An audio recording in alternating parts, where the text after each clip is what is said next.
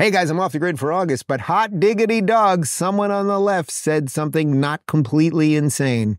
I lost a bet. When we syndicate debt for real estate projects, we don't care if you're a Democrat or Republican. So I deal with a lot of investors, agnostic to politics, and some of them are very big contributors to the Democratic Party.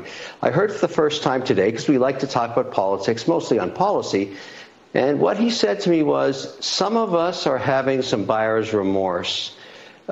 We'd wish we'd run a process because we got so much press in the first 9 days of bringing somebody into the party and raised 200 million plus, which is like a balloon underwater. It just wasn't Biden, so they started contributing.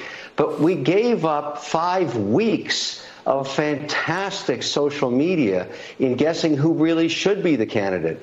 Now, I hadn't heard that before. It's not that many. I'd guess 20% or something like that. But so that's starting to crack a little bit. And there is precedence for what's going on here. I ask everybody to look north to Canada.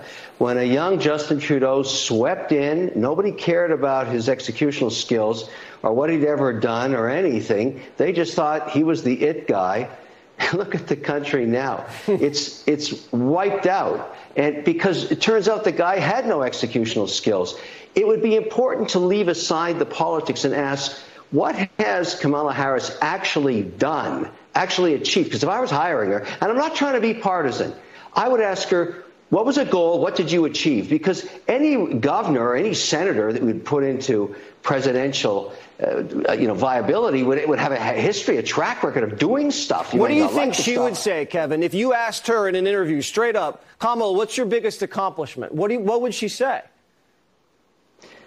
I don't know, because I don't know of one. But I can tell you this. In the next 2 weeks, the happy talk is going to have to stop because someone's going to sit her down and say, let's talk inflation. Let's talk border. Let's talk policy on energy. Let's talk policy on foreign affairs.